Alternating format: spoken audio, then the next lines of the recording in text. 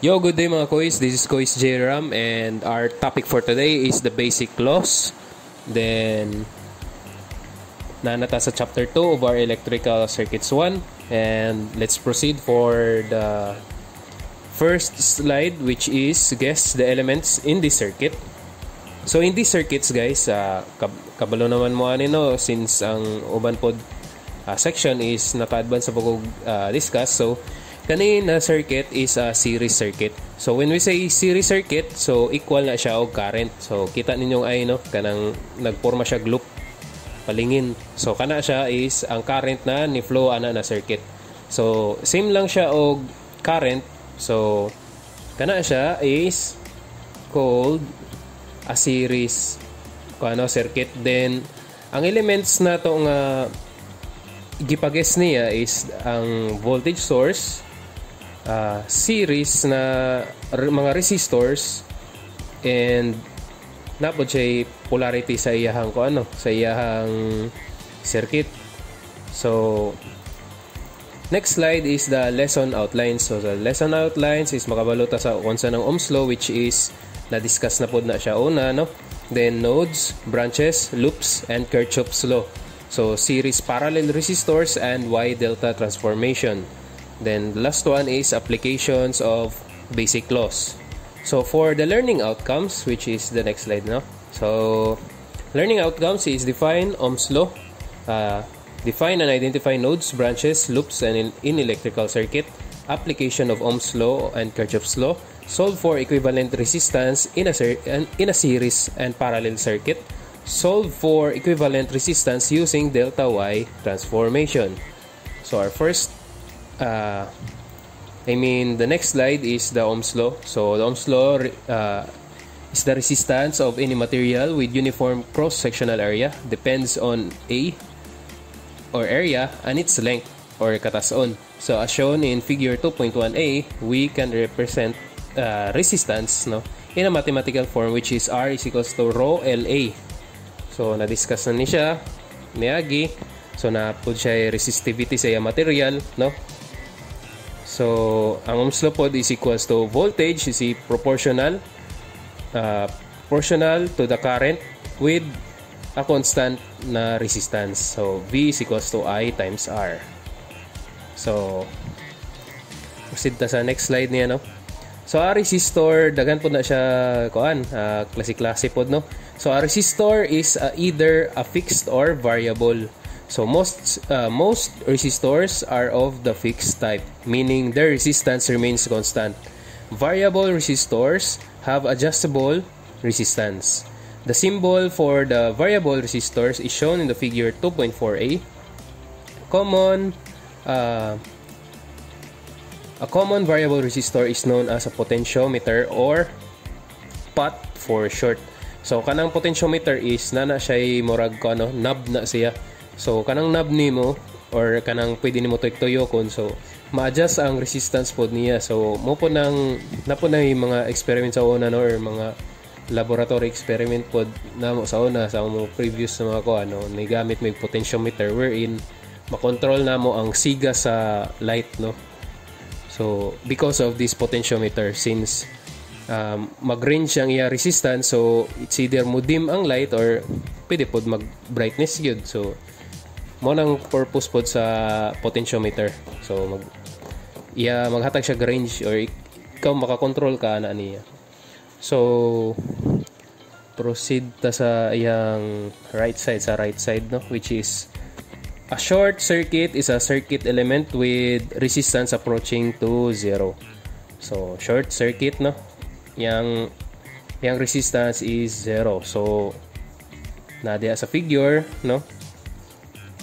Then open circuit is a circuit element with resistance is approaching to infinity. Since open circuit, then ang resistance na na-measure ni man is wala gid pod, no, or infinity. Kaya unta kabalo. So at multimeter generates a small electric current. If there is continuity, the multimeter will show zero resistance. If it has this capability, you will hear a beep, but if there's a break in a circuit or break in the circuit or device, the meter will show infinite or high resistance and remain silent. So muna siya, no? So muna siya continuity test, no? So if imo na siya i-test ng imo resistance or kanang linya lang niya, so if connected na sila, so ang multimeter magbutang siya og kanang zero resistance or tawagan ni zero resistance or mo beep or mo tingog gatong imong multimeter. Since sa mga multimeter karon kay mga advanced na, no, so naa na siya yung mga beep. So di pareha sa kanang kaning ato multimeter sa ato ang laboratory. So murag pang estudyante ra gid ba, di gid pang trabaho or sa ba ni siya, no, kay wala siya pang AC. So diri is nagining kaning na multimeter no motingog lang. Then but if there is a break or open ang iya circuit or dili sila kapareho, so mo kuha na siya kanang ang motatak lang sa imong multimeter kay infinite or remain silent lang. Okay? So sa Ohm's law pod, there are useful quantity in circuit analysis is the reciprocal of resistance. So na discuss na po din ako, no, sa inyo, no. So ang reciprocal sa resistance is conductance. So 1 over R or siya I over V, no? So the conductance is the ability of the element to conduct electric current, and it is measured in Siemens or Mohs, or kabaliktaran na itong ohms. So example problem dayon ta. So the example problem is an electric iron draws 2 amps at 120 volts. Find its resistance. So natay R is equals to V over I, no, ang atong Ohm's law. So 120 over 2, so natay 60 ohms. So a voltage source of 20 sin pi t, no, voltage source na nakay sin pi t is connected across a 5 kilo ohm resistor. Find the current through the resistor and the power dissipated. So pag moingon kag 5K, so 5,000. So I is equals to V over R, so simple Ohm's law, so 20 sin pi t over 5 times 10 raised to 3, so or 5 kilo. So the answer is 4 sin pi t milliampere. So hence that ang gipangita pod kay power pod dissipated, no? So 4 sin pi t milliampere times ra na siya sa times ra na siya sa imong voltage, of course. So ang voltage nimo is 20 rather. So 4 times 20, so 80. Then ang sine, so na po siya squared kay sine times sine, so squared pi r t milliwatts. So ang third example niya, no, is in the circuit shown in figure 2.8. Calculate the current I and the conductance G and the power. So anong figure 2.8, so mag-refer na lang mo sa inyo ang reference, no, since naon tay mga reference gihatag naman pod nako. So maklaro na ninyo ang iyaha diagram. So the solution is that I is equals to V over R, so Ohm's law, so 30 over 5,000. So it is equals to 6 milliampere. So the conductance is 1 over R naman na siya, so 0.2 milli Siemens or Mohs. So let's proceed, no, sa next na slide na pod. So natay nodes, branches and loops. So nodes, branches and loops. So ang branch is kaning represent a single element such as voltage source or a resistor. So mo to, no. So ang branch niya is kanang naa sa vertical na sa drawing sa figure 2.10. So mo nang nay 2 ohms na kay ampere na source or voltage na source. So a node is a point of connection between 2 or more branches. The circuit figure 2.10 has 3 nodes, namely A, B, B, and C. So usually ang kanang node sa baba is syempre siya may katapusan dito sa baba, no. So muna siya ang node gyapon na siya. So node niya is A, B, C. Then a loop is any closed path in a circuit. So closed path sa circuit is pwede ka mag-create og loop. Pwede ka mag-loop sa sulod, no, kanang 10, 5, 2 pwede po sa sulod ng 2 ug 3 na ohms, then pwede po na sulod sa 3 ug 2 amps, or pwede po ka mag-loop sa gawas, di ba? So sa gawas nga 10 volts, 5 ohms, 2 amps. And then natay number kaning A ug B, which is 2 or more elements are in a series if they exclusively share a single node and consequently carry the same circuit, the same current, no? So gi-introduce naman ako sa inyo before ang series of parallel. So let's skip na lang So pero natay figure diri nga 2.11. So nakay pila man ka node. So A, B, C. So tulo ka nodes. Then ang pasabot niya in this circuit shown in 2.10, the voltage source and the 5 ohm resistors are in series. So the 5 ohm resistor are in series because same current flow through them. Syempre, diba? Same current flow through them. It's because sa kanang loops. So if mag-create ka loop diha sa suludan niya, same lang, no? So 5 ohm resistor are in series, same current flow through them, and the voltage source. So the 2 resistors and 3 resistor, the 2 resistor and 3 resistor, and the current source are in parallel. So makita ninyo nga ang end-to-end sa imong resistor is connected in a single node or single connection, as well as ang imong current na source. So the 5 ohm and 2 ohms resistors are neither in series nor in parallel with each other. So diri na punta sa atong next slide, no, which is the example problem dayon. Okay. So example problem is determine the number of branches and nodes in the circuit shown in figure 2.12. Identify which elements are in series and which are in parallel. So how many branches and nodes does the circuit in figure 2.14 have? Identify the elements that are in series and in parallel. So nakay 2.14 o 2.12 na circuit. So next slide is ang answer or solution. So syempre, so solution niya is sa number 1 is since there are 4 elements in the circuit has 4 branches. So daw siya 4 branches. So ang 4 branches is consist sa kanang na kay resistor or even a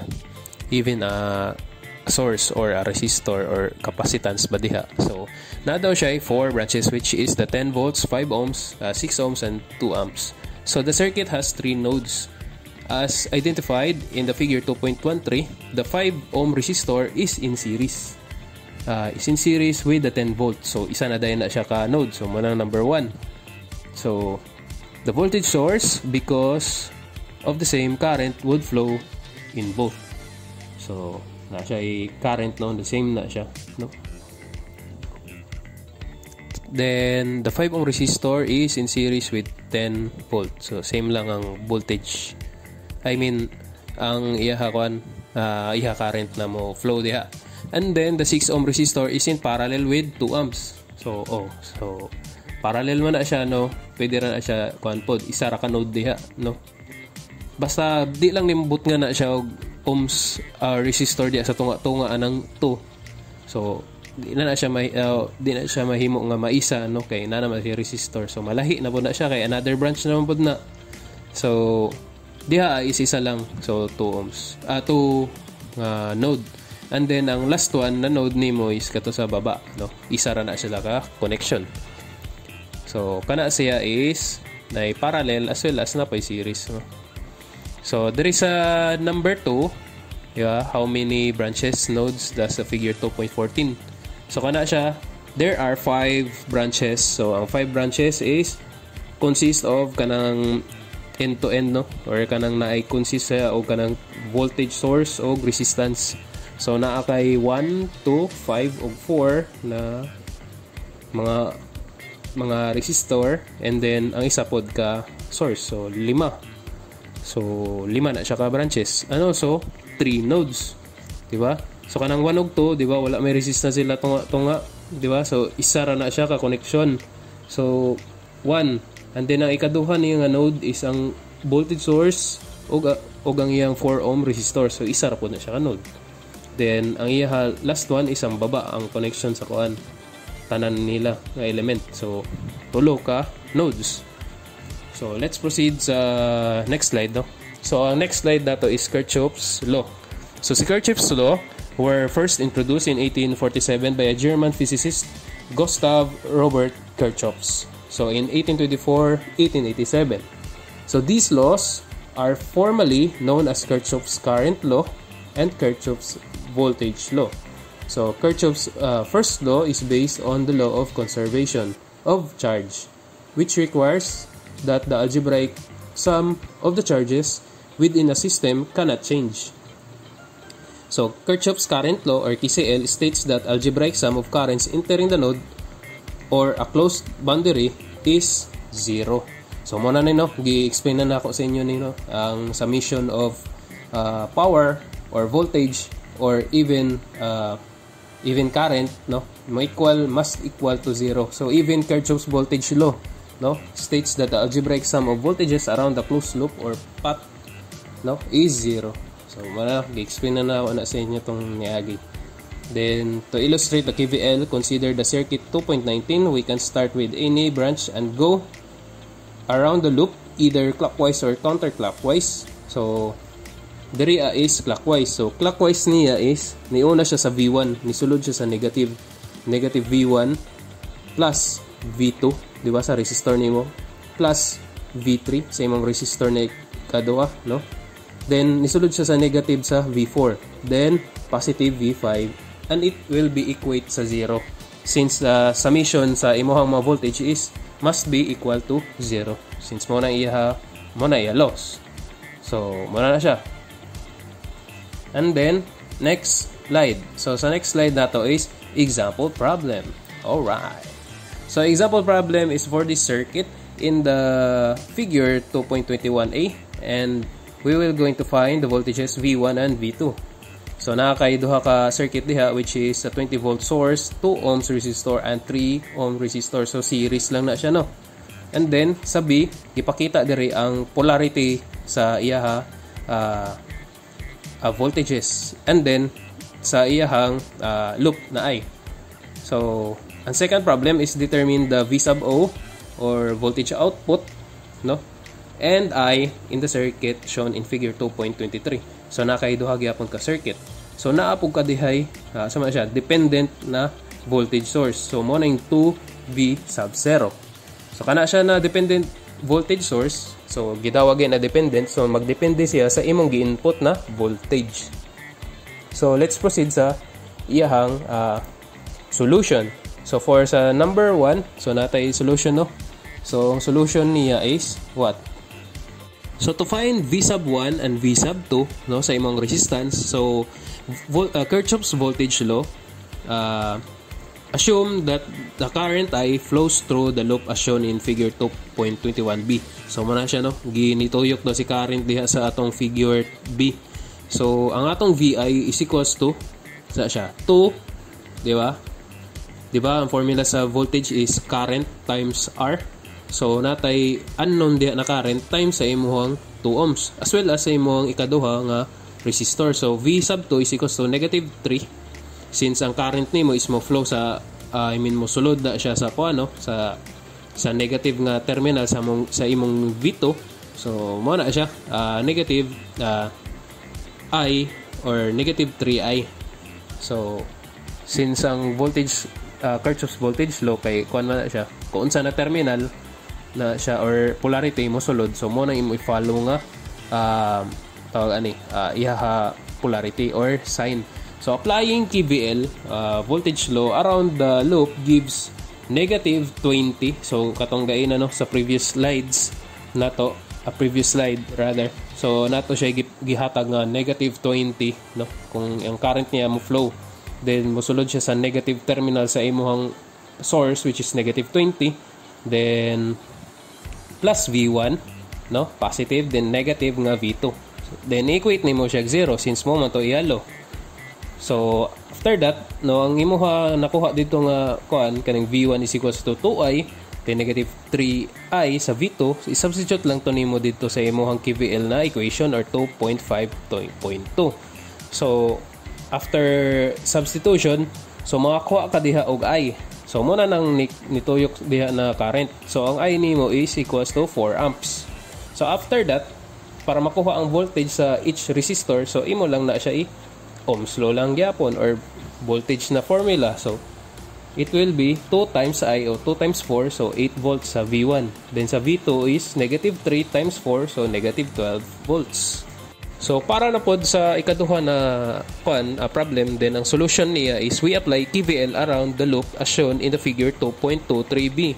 So the result is, di ba, so niagi siya sa negative sa imong voltage source, so negative 12V plus 4I plus 2VO, then minus sa katong since baliktad ang iya polarity sa 4 volts, so negative man ang nag-una, so mo pa na imong maigo. So clockwise man iya direction sa iyang current, so muna siya. So and then maigo na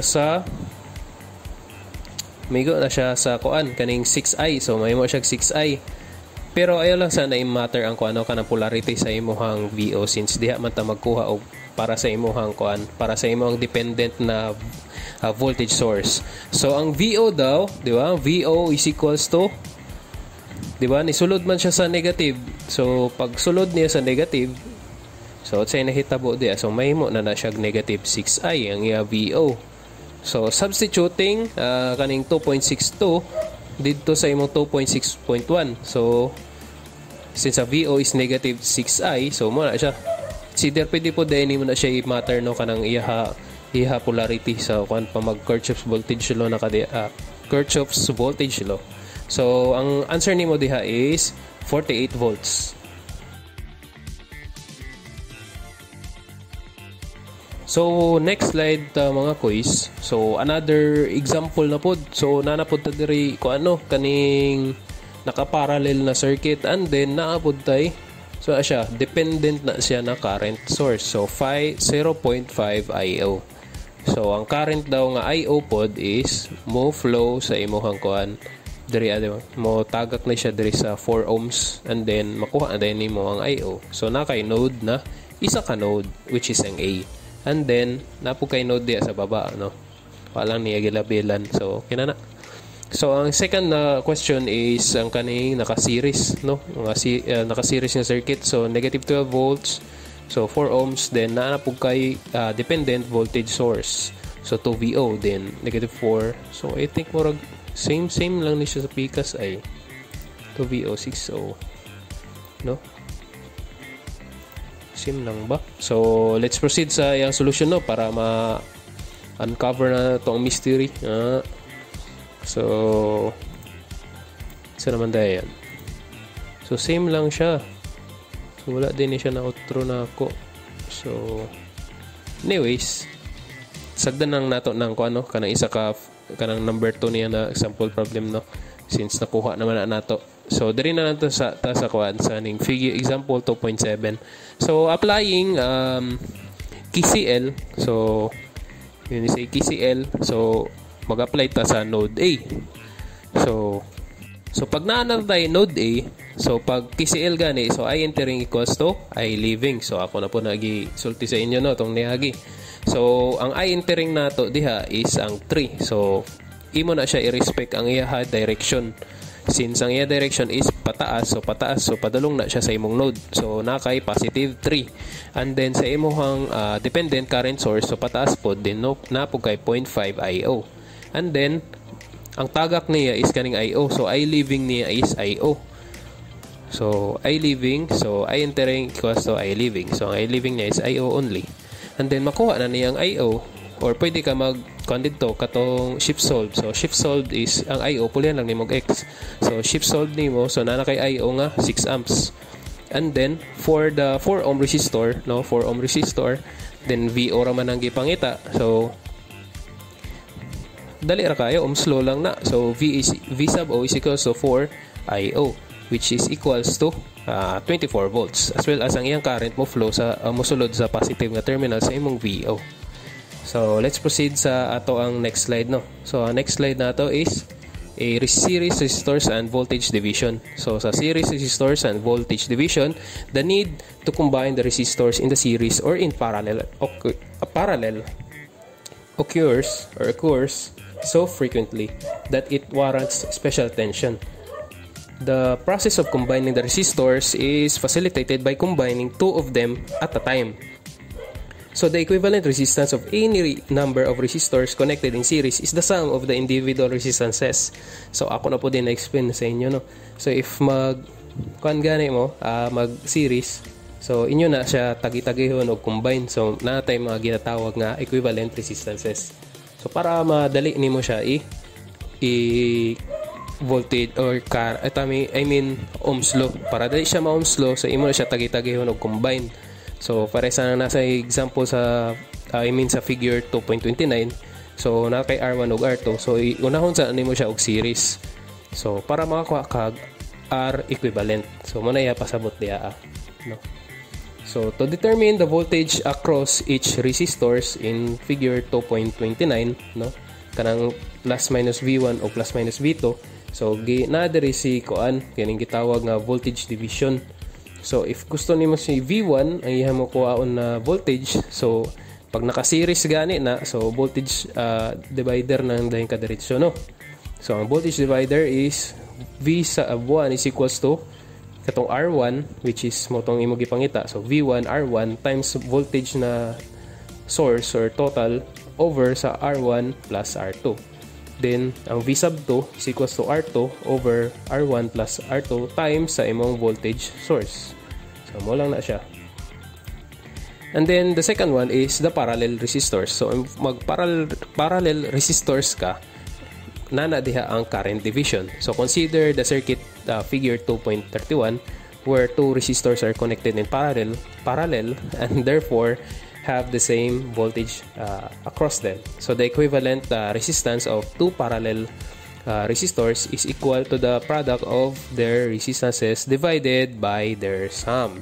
So pag parallel resistors gani, so na-discuss na nako sa inyo po, di ba? So ang 1 over Req or RT is equals to 1 over R1 plus 1 over R2.